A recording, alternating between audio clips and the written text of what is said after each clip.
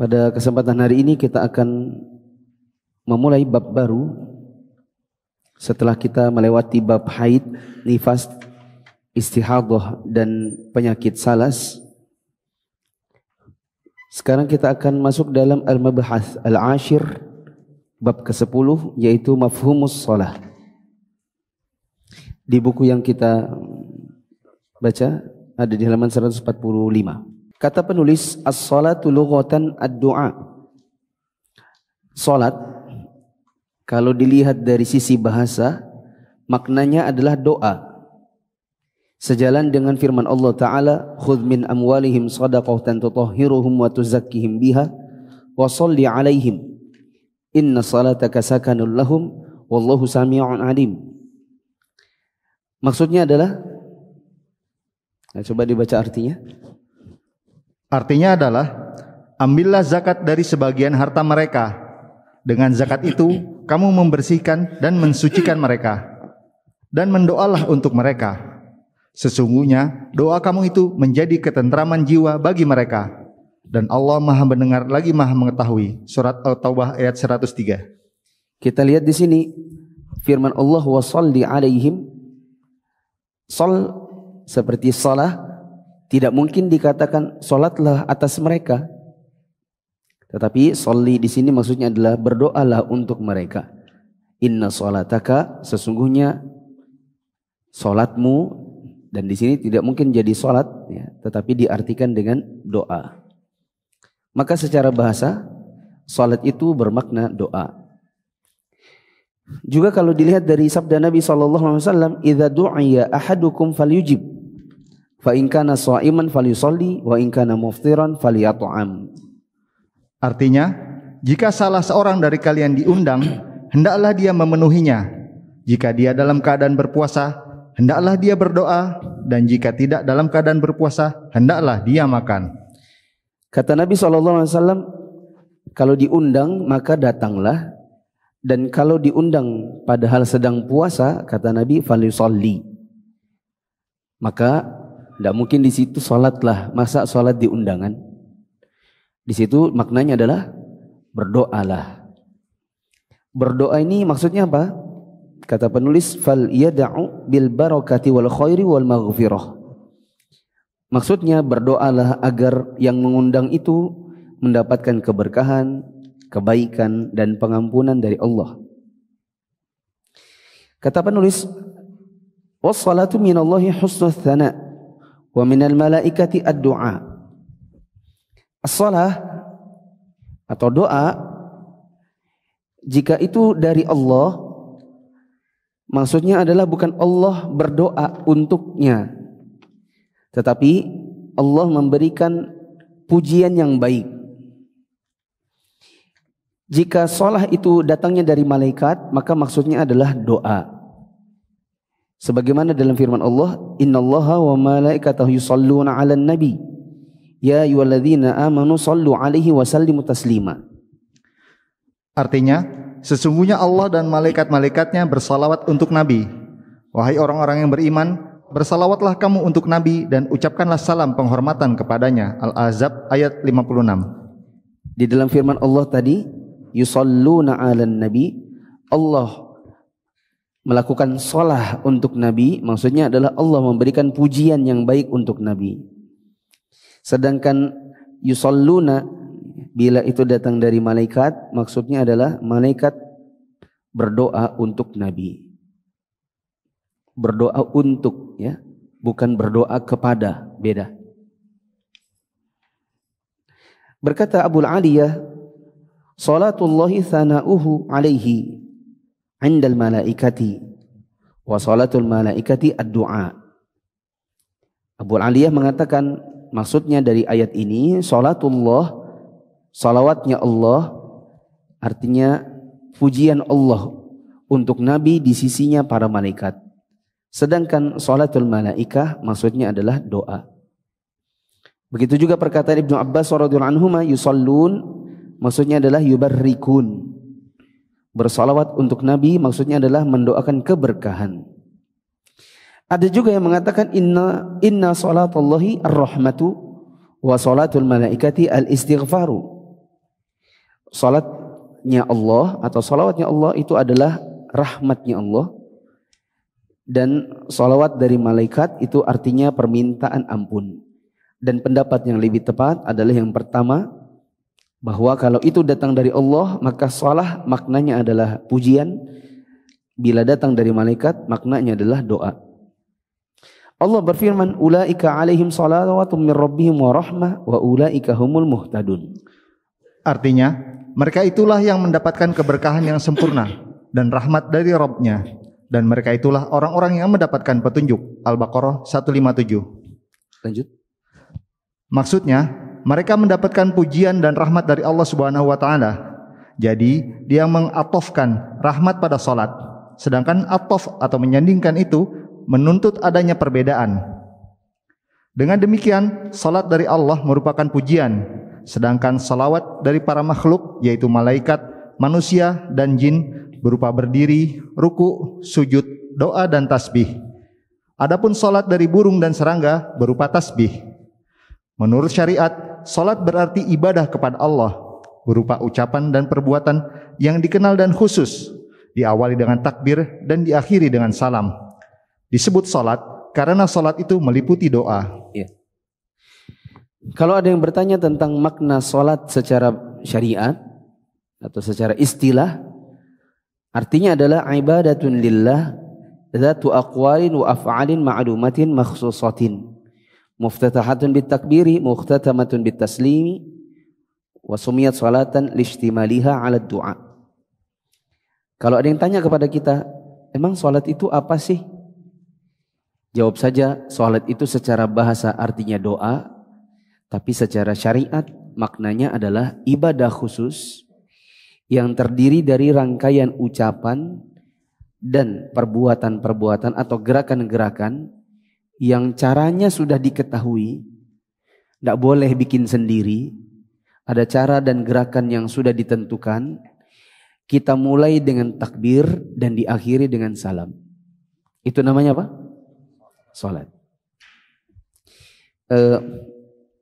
Bisa dikasih highlight atau stabilo di situ. Muftatahatun bitakbir, mukhtatamatun bitaslim, dibuka dengan takbir, ditutup dengan taslim. Ini menunjukkan bahwa rangkaian salat itu dimulai dengan takbir. Ada sebagian orang yang salat mulainya bukan dengan takbir, tapi dengan bacaan-bacaan tertentu. Kalau kita tanya, Pak, Bapak baca apa sih? Sampai bahkan ada yang kalau bacanya nggak mantep tuh diulang-ulang gitu. Jadi imamnya sudah hampir waladhdallin amin, dia masih sibuk dengan bacaannya. Kalau kita tanya, Bapak baca apa sih? Oh, itu bacaan Mas, begini dan begitu. Kalau nggak baca itu nggak sah kah, Pak? Ya nggak sah. Kita balik lagi, Pak, ke pengertiannya sholat itu apa sih? Emang Masnya bilang, menurut Masnya apa? Katakan, sholat itu adalah ibadah kepada Allah yang isinya adalah rangkaian ucapan, rangkaian perbuatan yang sudah ditentukan, dimulai dengan takbir. Jadi sholat itu memulainya dengan takbir, bukan dengan bacaan-bacaan khusus. Apalagi imamnya udah jauh nih dari Al-Fatihahnya, bapaknya masih sibuk dengan kayak gitu tadi. Saya juga terganggu, Pak, soalnya. Ya kan? Terganggu gak antum? Antum jadi makmum nih. Di sebelah antum ini ada orang yang tidak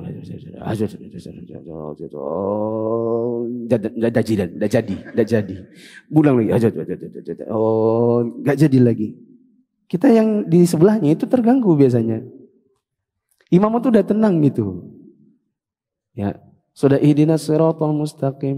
Dia masih dengan kesibukan yang bukan pembukaan salat. Pembukaan salat itu dengan takbir. Bagaimana takbir? Allahu Akbar. Dah. Tidak perlu merepotkan diri dengan sesuatu yang sebenarnya tidak masuk dalam definisi salat. Begitu. Tadi dikatakan ditutup dengan salam. Berarti salat itu manakala sudah salam, selesailah dia. kita lebarkan masalahnya.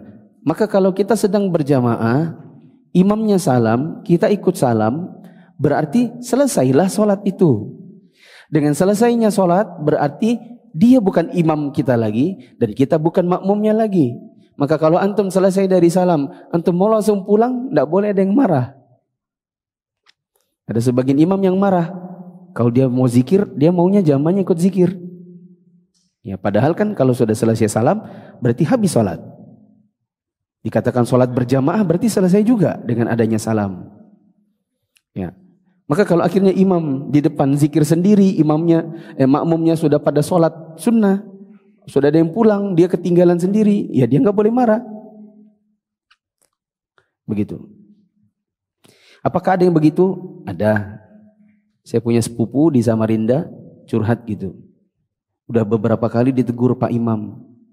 Kita itu kalau habis selesai sholat itu jangan langsung pulang, ikut dulu zikir sama imam. Itu sholat jamaah yang benar. Betul kadek? Saya bilang enggak. Selesai salam, selesai juga sholat. Berarti berjamaah pun selesai. Ya, namanya juga pengertian sholat balik lagi. Mukhtatamatun bitaslim. Selesai sholat itu ditutup dengan salam. Selesai. Jadi mau pulang kah, mau zikir kah, itu terserah si jamaah. Tidak boleh ada yang marah. Lanjut. Jadi, salat pada mulanya merupakan sebutan bagi setiap doa, lalu menjadi sebutan bagi doa yang khusus atau tertentu. Atau pada mulanya salat merupakan sebutan bagi doa, lalu dialihkan untuk sebutan salat yang disyariatkan karena antara keduanya, yaitu salat dan doa, terdapat kesamaan arti. Hal itu sangat berdekatan antara keduanya. Oleh karena itu, jika kata salat itu disebutkan dalam syariat, yang dimaksudkan tidak lain adalah salat yang disyariatkan. Dengan demikian, seluruh salat adalah doa. Doa dengan arti permohonan, yaitu memohon segala hal yang bermanfaat bagi pemohon, baik dalam bentuk perolehan suatu manfaat maupun penghindaran dari suatu bahaya. Permohonan berbagai kebutuhan hanya ditujukan kepada Allah dengan menggunakan bahasa lisan.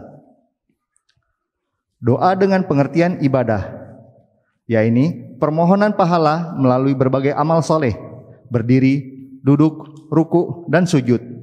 Barang siapa melakukan ibadah-ibadah tersebut, berarti dia telah berdoa kepada Allah dan memohon dengan lisanul hal. Mudah-mudahan dia memberikan ampunan kepadanya. Dari hal tersebut tampak jelas bahwa salat itu secara keseluruhan adalah doa, yaitu doa dalam pengertian permohonan dan doa dalam pengertian ibadah, karena salat mencakup seluruh makna doa tersebut. Ya. Ini ada tambahan faedah bahwa doa itu ada dua macam, dan kedua macam doa ini semuanya terkumpul di dalam salat. Macam yang pertama ada namanya doa permohonan atau doa mas'alah. Maksudnya adalah seseorang meminta sesuatu kepada Allah supaya didatangkan manfaat, diberikan rezeki, dihindarkan dari mudarat, dikabulkan hajatnya. Ini namanya doa permintaan. Ada doa yang kedua namanya doa ibadah. Doa semata-mata dalam rangka untuk mencari pahala. Seperti yang dilakukan di dalam sujud, di dalam ruku, ya, dan di dalam salat. Kedua macam doa ini semuanya terkumpul. Kita pindah ke bab berikutnya, al-mabhath al-hadi ashar, pembahasan atau bab yang ke-11, hukmus shalah. Kata penulis, salat itu hukumnya wajib, baik dengan Al-Quran, sunnah maupun ijma' para ulama. Ya. Dan ini diberlakukan kewajibannya bagi setiap muslim yang sudah baligh, sudah berakal, sudah baligh, lagi berakal, kecuali untuk wanita haid dan nifas. Untuk wanita haid dan nifas, mereka tidak ada kewajiban salat, bahkan haram salat. Dalil dari kitabullah atau Al-Quran adalah firman Allah Ta'ala, wa ma umiru illa liya'budullaha mukhlishina lahuddin hunafa'a wa yuqimus salata wa yu'tuz zakata wa dzalika dinul qayyimah. Artinya, Padahal mereka tidak disuruh kecuali supaya menyembah Allah dengan memurnikan ketaatan kepadanya dalam menjalankan agama yang lurus, dan supaya mereka mendirikan salat dan menunaikan zakat, dan yang demikian itulah agama yang lurus. Al-Bayyinah ayat 5. Dalil lain dari Al-Quran adalah firman Allah Ta'ala, Inna salata kanat 'alal mu'minina kitaban mawquta. Artinya, sesungguhnya salat itu merupakan kewajiban yang ditentukan waktunya atas orang-orang yang beriman. An-Nisa ayat 104. Ini dalil kewajiban salat di dalam Al-Quran. Kalau ada orang mengatakan tidak ada kewajiban salat di dalam Al-Quran, maka orang ini imam, enggak pernah baca Quran, pernah tapi enggak bisa, pernah tapi enggak baca artinya, atau memang enggak belajar. Ya, ini disebutkan 2 dari sekian banyak kewajiban kita untuk salat. Ya. Dan kalau ada yang mengatakan saya meyakini salat itu tidak wajib, meskipun dia melakukannya, maka dia kafir. Catat dekat situ. Siapa yang mengingkari kewajibannya, siapa yang mengingkari wajibnya, ya, setelah diberitahu ini wajib loh, ini loh ayatnya, dia bilang oh bagi saya itu enggak wajib, maka dia kafir. Meskipun melaksanakannya.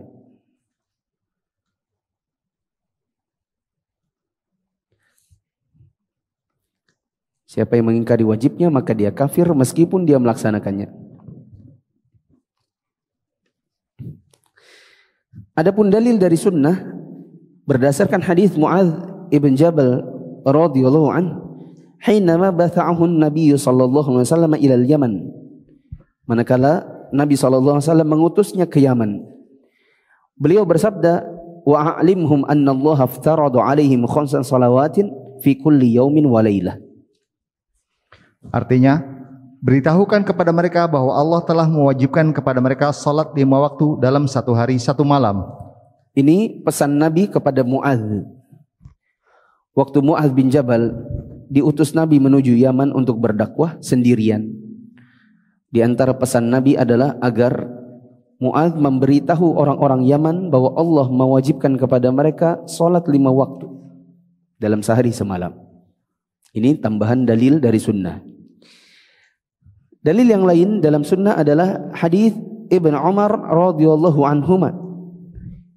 Hadis dari Ibnu Umar radhiyallahu anhuma bahwasanya Nabi SAW bersabda, Bunyal Islamu ala khamsin, syahadati an la ilaha illallah wa anna Muhammadar Rasulullah, wa iqamis salah, wa ita'iz zakah, wa siyami Ramadan, wa hajjil bait.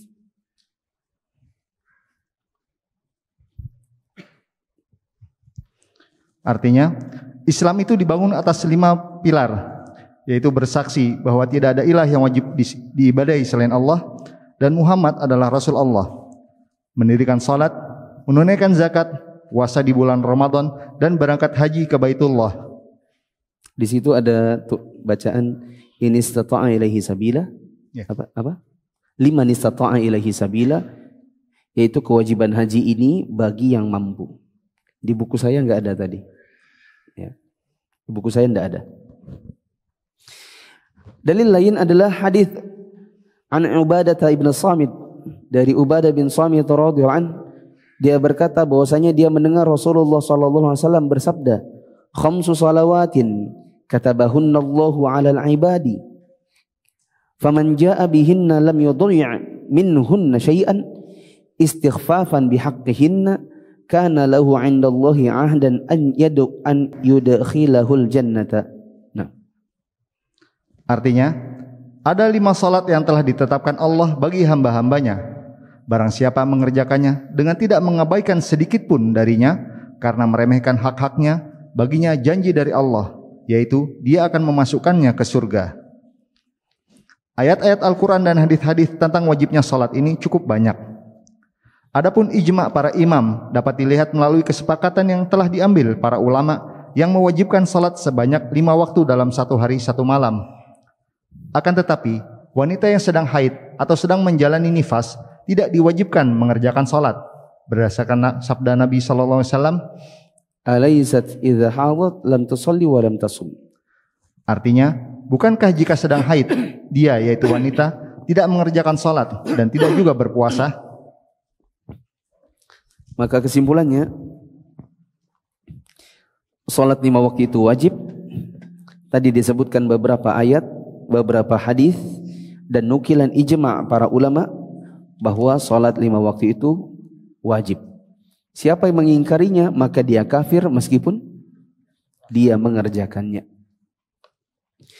Kemudian bahasan ke-12, manzilatus salati fil Islam.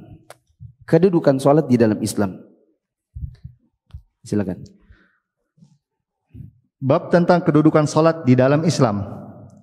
Di dalam Islam, salat mempunyai kedudukan yang sangat agung. Di antara hal-hal yang menunjukkan tingkat urgensi dan kedudukannya yang agung adalah sebagai berikut. Yang pertama, as-salatu imaduddin alladzi la yaqumu illa bihi. Salat itu adalah tiangnya agama yang tidak akan tegak agama ini kecuali dengan mendirikan salat. Ini berdasarkan hadis Mu'adz ibn Jabal radhiyallahu anhu. Nabi SAW bersabda, "Ra'sul amri al-islamu wa amuduhu as-salatu wa dhirwatu sanamihi al-jihadu fi sabilillah." Artinya, pokok segala urusan adalah Islam dan tiangnya adalah salat dan puncaknya adalah jihad fi sabilillah. Jika tiang itu roboh, akan runtuh pula bangunan yang ada di atasnya. Ya. Yang menunjukkan bahwa salat itu punya kedudukan tinggi di dalam Islam berdasarkan sabda Nabi SAW bahwa salat itu adalah tiang agama. Nah, perhatian, ada riwayat yang kita dulu sering hafal, as-salatu imaduddin. Salat itu tiangnya agama. Faman aqamaha faqad aqamad din. Siapa yang mendirikan salat, maka dia telah mendirikan agama. Riwayat ini benar secara makna, tapi tidak sahih secara riwayat. Riwayat yang benar yang ada di buku ini, Ra'sul amri al-Islam wa amuduhu as-salah wa dhirwatu sanamihi al-jihadu fi sabilillah. Ini riwayat yang sahih. Riwayat yang beredar di masyarakat yang kita hafal itu tidak sahih. Kedudukan yang kedua tentang keistimewaan atau urgensi salat di dalam Islam, kata penulis, awwalu ma yuhasabu alaihi al-'abdu min 'amalihi fasalahu amalihi wa fasaduhu bi salahi salatihi wa fasadiha. Yang kedua, salat merupakan amal yang pertama kali dihisab pada hari kiamat kelak. Rusak dan tidaknya amal perbuatannya itu tergantung pada rusak atau tidaknya salat yang dikerjakan. Ya. Urgensi salat di dalam Islam adalah dia akan menjadi amalan yang pertama kali dihisab dari diri kita. Tapi tentunya setelah tauhid. Karena kalau ada orang salat 5 waktu rajin, tapi dia melakukan syirik, maka salatnya tidak diterima. Ya. Adapun tauhidnya benar, maka yang pertama kali dihisab dari amalan badannya adalah salat. Ya. Lalu Nabi SAW mengatakan, jika salatnya baik, maka baik semua amal-amalnya. Kalau salatnya rusak, maka amal-amal yang lain biasanya juga rusak. Ada seorang tabi'in, dia kalau mau mencari riwayat hadis dari seseorang, itu dia nggak langsung duduk di majelisnya untuk mendengarkan riwayatnya. Yang dilakukan Ahnaf ini biasanya nunggu orang itu sholat dulu. Dia perhatikan kalau sholatnya itu baik, dilihat dari gerakannya, dari kekhusyuannya, atau dari bagaimana tenangnya, tumakninahnya. Dilihat baik, baru dia mau duduk ambil riwayat. Kalau dilihat dari sholatnya aja sudah kelihatan nggak becus, maka tidak mau diambil. Ya, dan kita lihat jamaah yang dirahmati Allah, banyak kaum muslimin di zaman ini, termasuk yang sudah tua-tua. Coba lihat di kantor-kantor kaum muslimin. kantor-kantor umum yang orangnya awam-awam, itu banyak yang sholatnya tidak benar. Terlihat dari gerakan tangan saja. Antum lihat, gerakan seperti ini sudah menunjukkan keseriusan. Allahu Akbar, Allahu Akbar. Dibandingkan dengan yang Allahu Akbar, gitu kan? Ya. Belum lagi sholatnya ngebut. Ya. Badan itu kalau bangkit dari ruku belum berdiri tegak, baru setengah.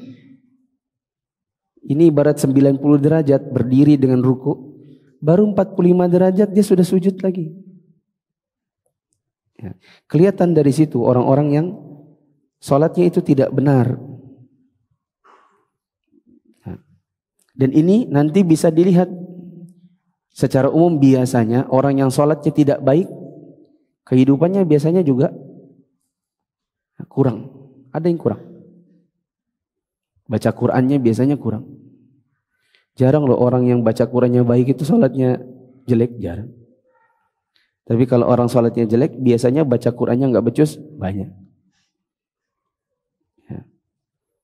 Nggak ngerti biasanya tentang hukum-hukum di dalam Islam.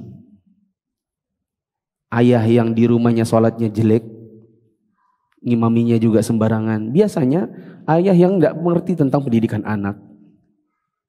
Yakin itu. Ya. Karena Nabi SAW yang bilang, sholatnya baik, amal yang lain biasanya baik. Sholat rusak, amal yang lain biasanya juga rusak. Di sini ada riwayat dari Anas bin Malik radhiyallahu anhu dari Nabi SAW bersabda, "Awwalu ma yuhasabu bihi al-'abdu yaumal qiyamati as-shalah, fa in saluhat saluha sa'iru 'amalihi wa in fasadat fasada sa'iru 'amalihi." Artinya, amalan yang pertama kali dihisap dari seorang hamba pada hari kiamat kelak adalah salat. Jika salatnya itu baik, akan baik pula seluruh amalnya. Dan jika rusak salatnya itu, akan rusak pula seluruh amal perbuatannya. Ada riwayat yang lain, awwalu ma yus'alu anhu al-'abdu yaumal qiyamati yunzaru fi salatihi fa in saluhat faqad aflah wa fi riwayatin wa anjah wa in fasadat faqad khaba wa khasar. Artinya, perkara yang pertama kali ditanyakan kepada seorang hamba pada hari kiamat kelak adalah dilihat dulu salatnya. Jika salatnya baik, dia telah beruntung. Dan dalam riwayat yang lain disebutkan, yaitu telah sukses. Dan jika salatnya rusak, dia telah gagal dan merugi. Ada riwayat dari Tamim Ad-Dari secara marfu'. Apa katanya? Perkara yang pertama kali dihisap dari seorang hamba pada hari kiamat kelak adalah salatnya. Jika salatnya itu dikerjakan dengan sempurna, akan ditetapkan sempurna baginya. Jika tidak disempurnakannya, Allah Subhanahu wa taala akan berkata kepada malaikatnya, "Lihatlah, apakah kalian mendapatkan pada hambaku itu amalan-amalan sunnah, sehingga kalian dapat menyempurnakan amalan wajibnya dengan amalan sunnah tersebut. Demikian pula zakat. Selanjutnya, amal-amal perbuatan itu dihisap berdasarkan hal tersebut." Nah, dan untuk riwayat yang Tamim Ad-Dari ini, insya Allah nanti akan lebih didetailkan ketika kita bicara tentang sholat sunnah. Nanti insya Allah riwayat ini akan datang lagi saat bicara tentang sholat sunnah. Dan insya Allah bab sholat sunnah kita akan baca kira-kira 2 atau 3 tahun lagi. Nah. Yang ketiga, akhiru ma yufqadu minad din. Kata penulis, kedudukan sholat di dalam Islam itu adalah hal di dalam Islam yang paling akhir yang hilang dari agama seseorang. Fa idza dhahaba akhirud din lam yabqa syai'un minhu.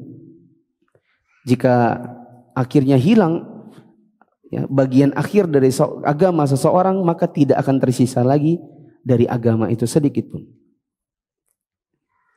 Coba dibaca, ada riwayat dari Abu Umamah radhiyallahu anhu.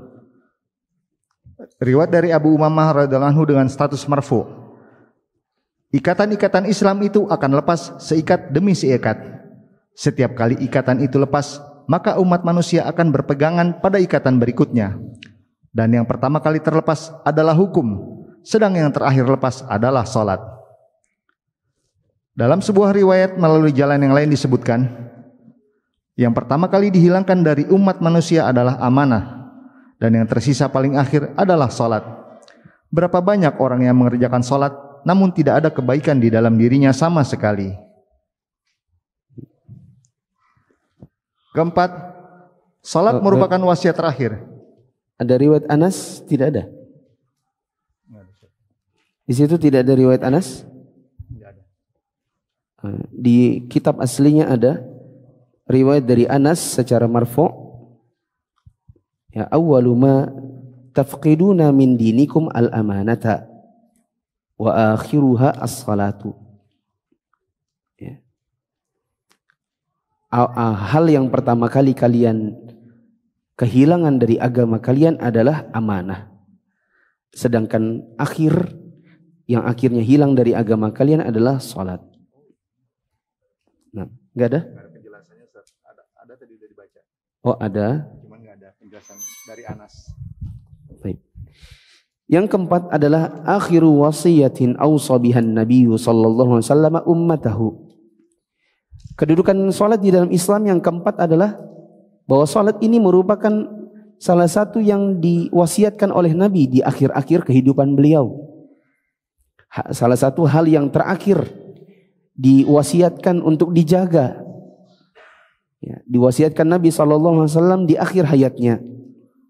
Terdapat riwayat dari Ummu Salamah radhiyallahu anhuma atau radhiyallahu anha bahwasanya dia berkata, "Kana min akhiri wasiyati Rasulillah sallallahu alaihi wasallam as-salatu as-salatu wa ma malakat aymanukum." Hatta ja'ala Nabiyullah sallallahu alaihi wasallam yulajlijuha fi sadrihi wa ma yafidu biha lisanuh. Dari Ummu Salamah radhiyallahu anha bahwasanya dia pernah berkata, wasiat yang terakhir kali disampaikan Rasulullah sallallahu alaihi wasallam adalah jagalah salat dan budak-budak yang kalian miliki. Sampai-sampai Nabiullah sallallahu alaihi wasallam mengulang-ulangnya di dalam dada dan tidak dapat mengucapkan melalui lisannya dengan jelas. Ya. Teman-teman yang dirahmati Allah,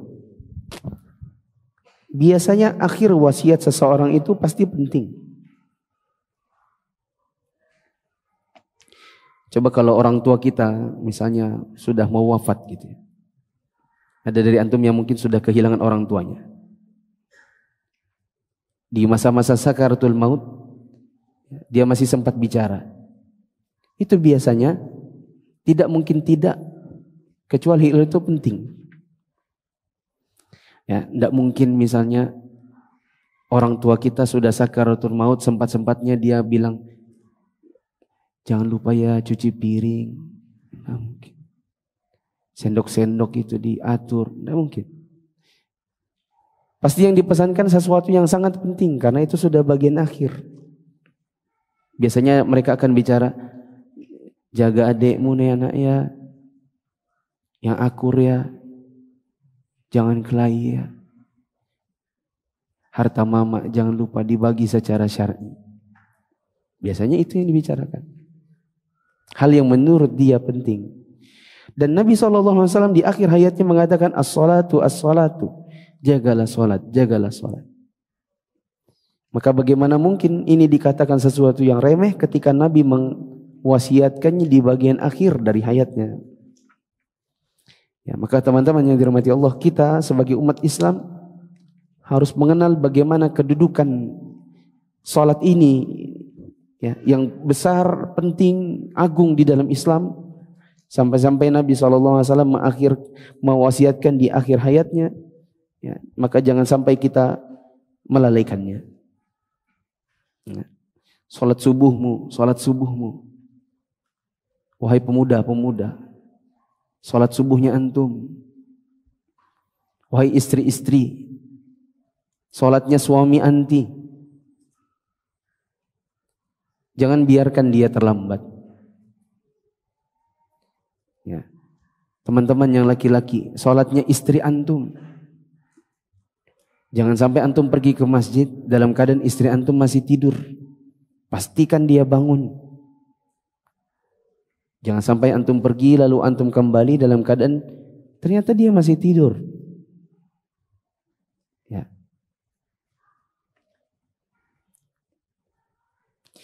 Kemudian kedudukan yang lain adalah madahallahu alqaimina biha wa man amara biha ahlahu.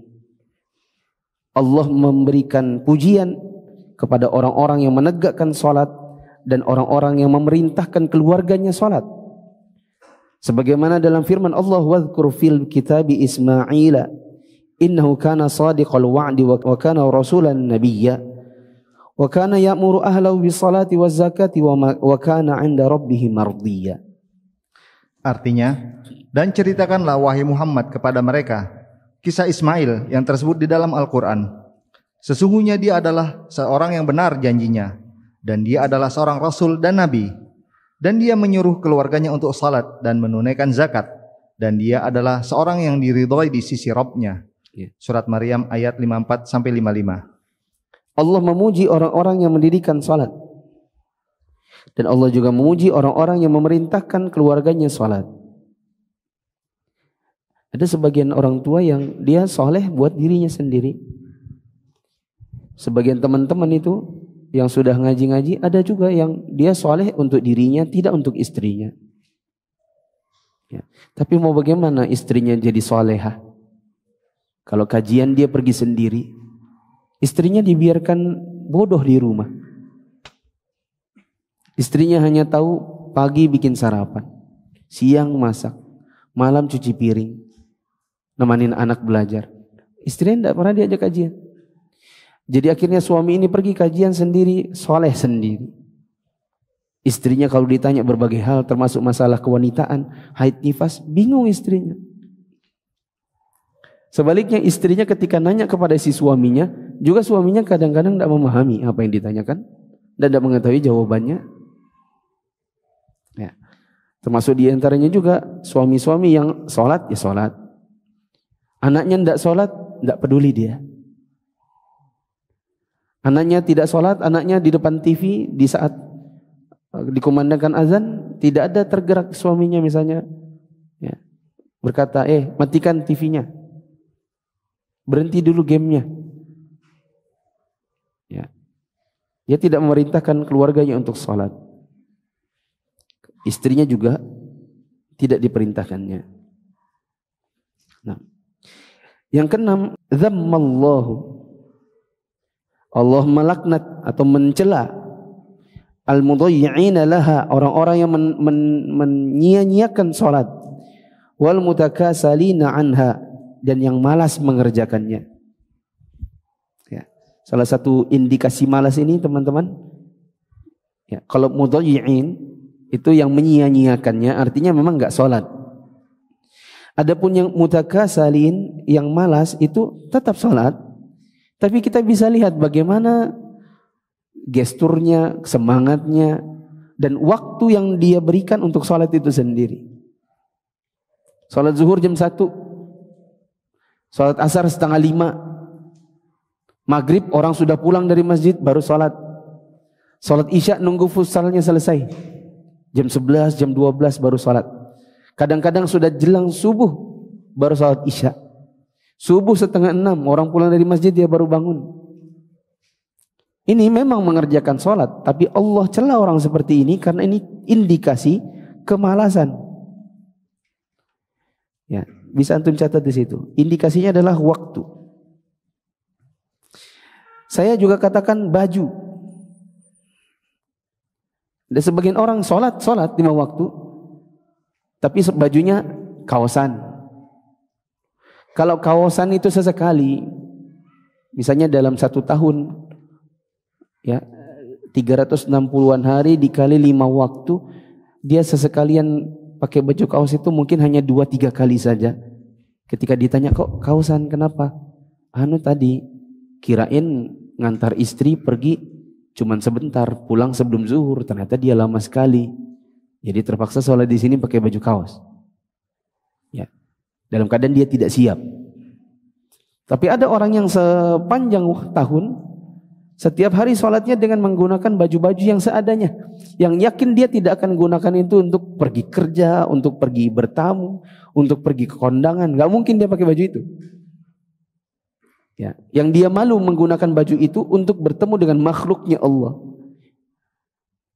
Dia gunakan untuk ketemu dengan penciptanya kita.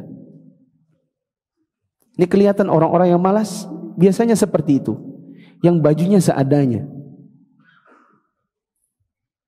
Ya. Beda halnya kalau begini teman-teman, kita kerja misalnya, jadi tukang kah? Ada ikhwan-ikhwan itu tukang AC. Dia tidak mungkin pakai baju gamis, baju koko untuk ngerjain AC, karena keringatan. Tapi di motornya, di mobilnya, itu ada baju gantinya. Jadi datang waktu zuhur, baju kaosnya dilepas, dia pakai baju kokonya. Nanti selesai dari zuhur, baju kokonya dicopot lagi, baju kaos tadi dipakai lagi. Ini ketahuan orang-orang yang memperhatikan sholat. Ya, karena dia sudah mempersiapkan bajunya. Bagaimana celaan Allah terhadap orang-orang yang malas, ya, atau bahkan yang menyia-nyiakan sholat? Dalam firman Allah Ta'ala, فَخَلَفَ مِنْ بَعْدِهِمْ خَلْفٌ أَضَاعُوا الصَّلَاةَ وَاتَّبَعُوا الشَّهَوَاتِ فَسَوْفَ يَلْقَوْنَ غَيًّا. Artinya, maka datanglah sesudah mereka pengganti yang jelek, yang menyia-nyiakan salat dan memperturutkan hawa nafsunya, maka kelak mereka akan menemui kesesatan. Surat Maryam ayat 59. Ada firman Allah, فَسَوْفَ يَلْقَوْنَ غَيًّا. Ini orang-orang yang nantinya akan jadi orang-orang tersesat. Apa salah satu indikasinya? Adha'us shalah. Orang-orang yang suka menyia-nyiakan salat. Firman Allah yang lain, innal munafiqina yukhadi'una Allah wa huwa khadi'uhum wa idza qamu ila salati qamu kusala yura'una an-nasa wa la yadhkuruna Allah illa qalila. Artinya, sesungguhnya orang-orang munafik itu menipu Allah dan Allah akan membalas tipuan mereka. Dan apabila mereka berdiri untuk salat, mereka berdiri dengan malas. Mereka bermaksud riya dengan salat di hadapan manusia, dan tidaklah mereka menyebut nama Allah kecuali sedikit sekali. Surat An-Nisa ayat 142. Ada orang yang dijuluki Allah munafik. Ya, dikatakan oleh Allah itu munafik orang-orangnya. Salah satu indikasinya adalah idza qamu ila sholati qamu kusala yura'unan nas. Yaitu orang-orang yang kalau mau pergi sholat sebenarnya perginya itu malas-malasan. Dan mereka pun kalau memang mau pergi untuk sholat yura'unan nas, sebenarnya hanya untuk riya saja. Ini celaan Allah bagi orang-orang yang mereka menyia-nyiakan sholat atau malas untuk mengerjakannya. Kedudukan yang lain, a'zamu arkanil Islam wa da'aimuhu al-'azam ba'da syahadatain. Bahwa salat itu merupakan rukun Islam yang paling agung dan penopang atau pendukung Islam yang paling agung setelah syahadat, setelah kalimat syahadat yang asyhadu an la ilaha illallah asyhadu anna muhammadar rasulullah. Ini berdasarkan riwayat dari Abdullah bin Umar radhiyallahu anhuma bahwa Nabi SAW bersabda, bunyal Islamu ala khamsin syahadati an la ilaha illallah wa anna muhammadar rasulullah wa iqamis salah. Silakan. Artinya Islam itu ditegakkan atas 5 perkara, yaitu bersaksi bahwa tidak ada ilah yang wajib diibadahi selain Allah dan Muhammad adalah Rasulullah, mendirikan salat, menunaikan zakat, berpuasa di bulan Ramadan dan beribadah haji ke Baitullah. Kedudukan yang ke-8, bahwa salat itu mimma yadullu ala 'azami sya'niha anna Allah lam yufridha fil ardi biwasitati Jibril. Yang menunjukkan bahwa salat itu memiliki keagungan adalah bahwasanya Allah Ta'ala tidak mewajibkan salat itu bagi para penduduk bumi dengan perantaraan Jibril. Jadi maksudnya kewajiban salat itu turun dari Allah Ta'ala bukan dengan perantaraan Jibril, tetapi dengan perantaraan siapa? Tidak ada siapa-siapa. Allah langsung kasih kepada manusia. Siapa maksudnya? Nabi SAW. Kapan diberikannya? Waktu Isra Mi'raj. Ya. Di sini dikatakan wa innama faradhaha biduni wasitatin. Allah mewajibkan salat itu tanpa adanya perantara, tanpa media. Lailatul Isra. Allah berikan kewajiban tersebut di malam Isra fauqa sab'i samawat, dari langit yang ketujuh. Kita lanjutkan manzilah yang ke-9. Untuk mempersingkat waktu, langsung di Indonesia. Yang ke-9, pada awalnya salat itu diwajibkan sebanyak 50 waktu atau 50 salat.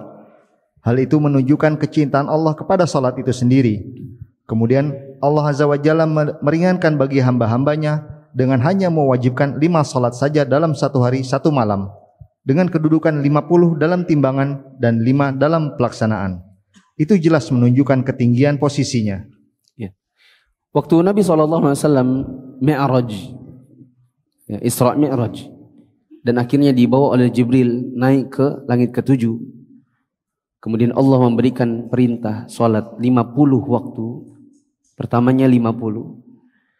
Kemudian akhirnya Nabi meninggalkan tempat. Waktu turun ke langit yang ke-6, ketemu dengan Nabi Musa alaihi salam. Nabi Musa tanya, "Wahai Muhammad, apa yang diwajibkan oleh Allah atasmu atau atas kamu dan umatmu?" Ya, maka Nabi SAW mengatakan, Allah mewajibkan kami salat 50 waktu. Maka Nabi Musa mengatakan, kalau menurutku sebaiknya kamu naik kembali kepada Allah dan minta dikurangi, karena sesungguhnya salat seperti itu pernah diwajibkan atas umatku dan tidak ada yang sanggup. Maka naiklah Nabi SAW kembali, dan akhirnya dikurangi hanya dengan 10 waktu. Kemudian turun lagi, ya, dan ditanya lagi oleh Nabi Musa bagaimana? Oh ya, dikurangi jadi 10. Ya, maka Nabi Musa mengatakan itu juga masih tetap banyak. Yakin tidak ada dari umatmu yang sanggup melaksanakannya. Ya, kita 5 waktu saja banyak yang bolong. Maka Nabi SAW naik lagi, dan akhirnya ya diturunkan lagi kewajiban itu dari 10 jadi 5. Kemudian Nabi SAW turun lagi, ketemu lagi dengan Nabi Musa. Nabi Musa tanya lagi, sudah berapa? Sekarang 5 waktu. Maka Nabi Musa bilang, menurutku naik lagi, masih terlalu banyak. Nah, ketika pertemuan yang ketiga yang setelah 5 waktu, maka Nabi SAW kemudian melirik Jibril. Ya, melirik Jibril, bagaimana? Ya, kemudian Nabi SAW melihat kepada Nabi Musa dan berkata, sesungguhnya aku malu untuk balik lagi kepada Allah. Lalu kemudian Allah Subhanahu wa taala mengatakan, kuwajibkan atas hambaku untuk salat 5 waktu, tetapi di timbangan amalnya 50 waktu, di mana 1 waktunya pahalanya dikali 10. Maka ini yang disebutkan di bagian akhir tadi, pekerjaannya adalah 5 waktu, tetapi di timbangan kebaikan itu seolah-olah 50 waktu. Ini menunjukkan bahwa Allah salat itu memiliki kedudukan yang tinggi di sisi Allah, karena saking tingginya Allah memang ringankan pekerjaannya, tapi Allah tidak mau kurangi pahalanya. Begitu. Yang ke-10. Yang ke-10, Allah membuka berbagai amal perbuatan orang-orang yang beruntung dengan salat dan mengakhirinya dengan salat pula. Itu jelas mempertegas tingkat urgensinya. Allah Subhanahu wa taala berfirman yang artinya, sesungguhnya beruntunglah orang-orang yang beriman, yaitu orang-orang yang khusyuk dalam salatnya, dan orang-orang yang menjauhkan diri dari perbuatan dan perkataan yang tiada berguna, dan orang-orang yang menunaikan zakat, dan orang-orang yang menjaga kemaluannya, kecuali terhadap istri-istri mereka atau budak yang mereka miliki. Maka sesungguhnya mereka dalam hal ini tiada tercela. Barang siapa mencari yang di balik itu, maka mereka itulah orang-orang yang melampaui batas, dan orang-orang yang memelihara amanah-amanah yang dipikulnya dan janjinya, dan orang-orang yang memelihara salatnya. Surat Al-Mu'minun ayat 1-9. Allah menyebutkan tentang amalannya orang-orang yang beruntung di dalam surat Al-Mu'minun. Kata Allah Ta'ala tentang orang-orang yang beruntung adalah mereka yang di bagian akhir disebutkan, walladzina hum ala salawatihim yuhafizun. Ya. Yaitu orang-orang yang mereka menjaga salatnya. Yang ke-11, Allah memerintahkan Muhammad sallallahu alaihi wasallam dan pengikutnya agar mereka memerintahkan keluarga mereka mengerjakan salat. Allah Azza wa Jalla berfirman, Dan perintahkanlah kepada keluargamu mendirikan salat, dan bersabarlah kamu dalam mengerjakannya. Kami tidak meminta rezeki kepadamu, kamilah yang memberi rezeki kepadamu, dan akibat yang baik itu adalah bagi orang yang bertakwa. Surah Thaha ayat 132. Kedudukan yang lain bahwasanya Allah memerintahkan Nabi SAW dan para pengikutnya untuk menyuruh keluarga salat. Kata Allah, wa'mur ahlaka bis-salati was-sabir 'alaiha. Suruh atau perintahkan keluargamu untuk mendirikan salat dan sabarlah dalam menyuruhnya. Ini menunjukkan kedudukannya. Satu poin penting di sini kata Allah wastabir 'alaiha.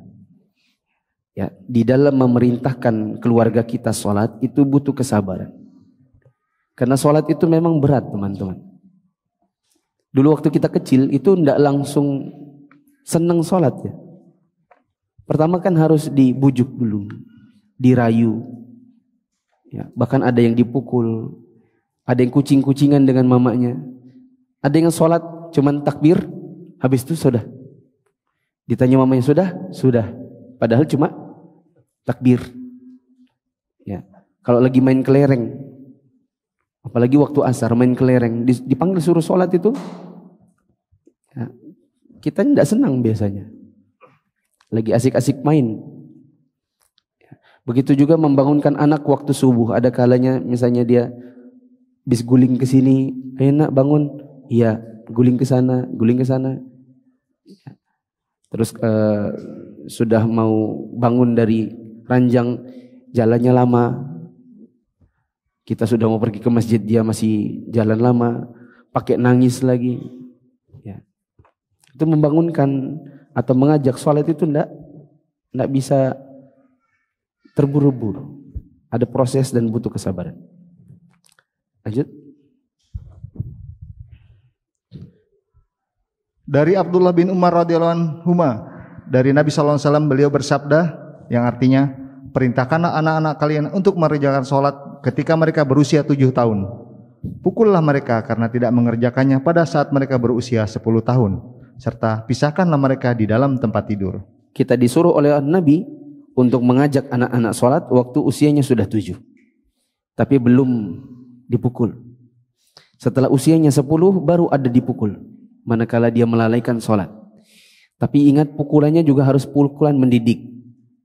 Yang dipukul misalnya telapak tangannya, atau telapak kakinya, atau di betisnya, dengan pukulan-pukulan yang tidak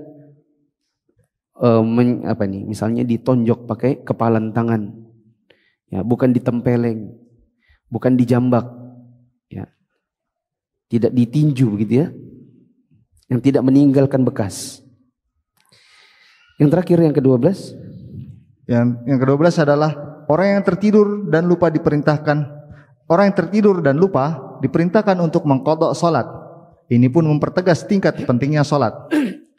Dari Anas bin Malik radhiyallahu anhu, dari Nabi sallallahu alaihi wasallam, beliau bersabda, barang siapa lupa mengerjakan salat, hendaklah dia mengerjakannya pada saat teringat.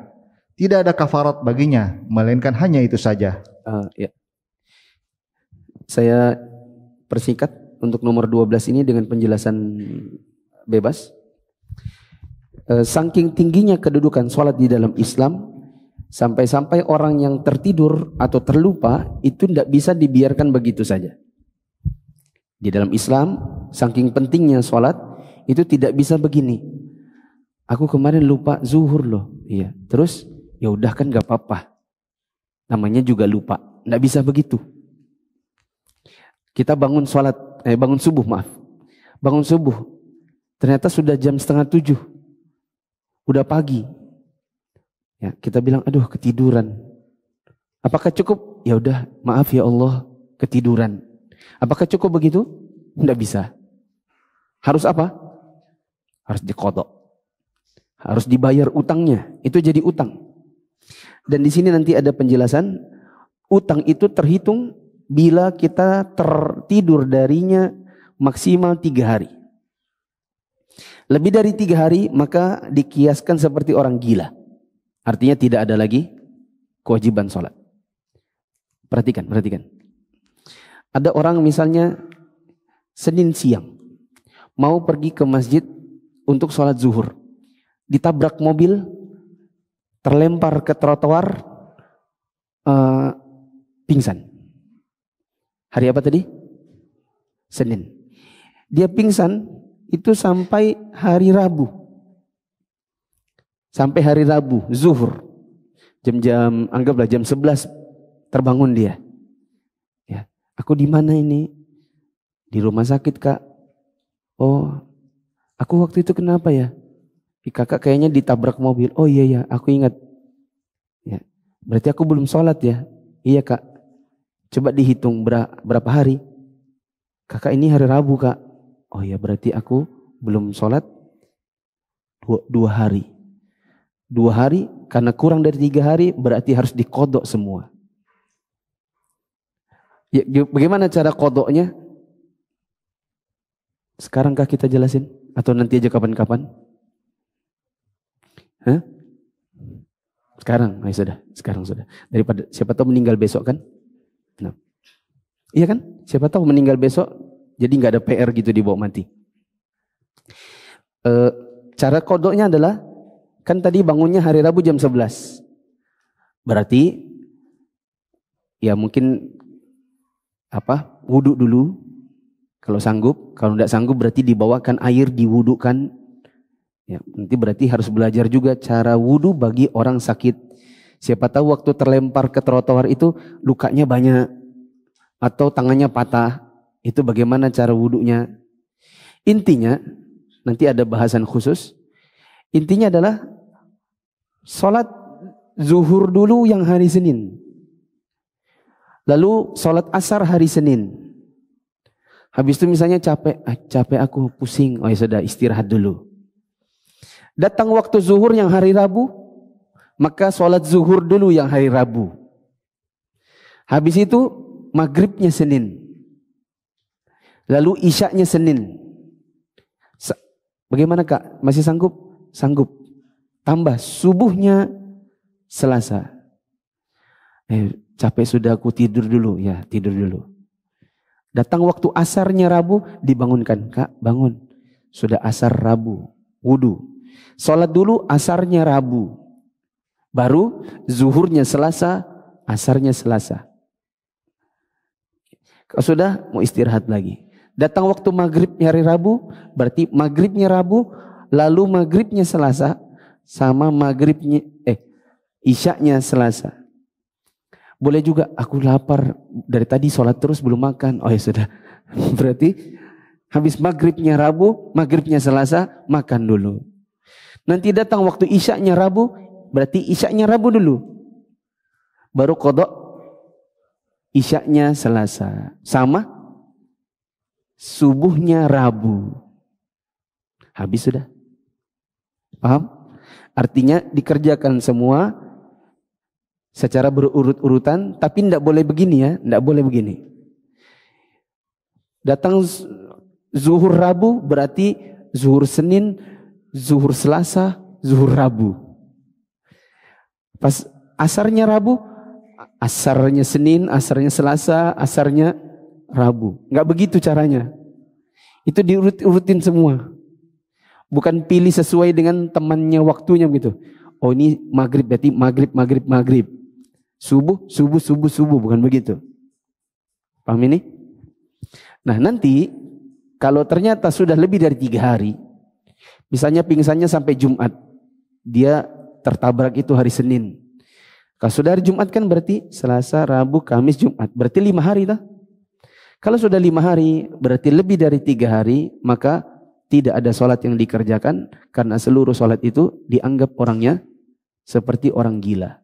Dan orang gila tidak ada kewajiban sholat. Wallahu a'lam bishawab. Subhanakallahumma wa bihamdika asyhadu an la ilaha illa anta astaghfiruka wa atubu ilaik. Wassalamualaikum warahmatullahi wabarakatuh.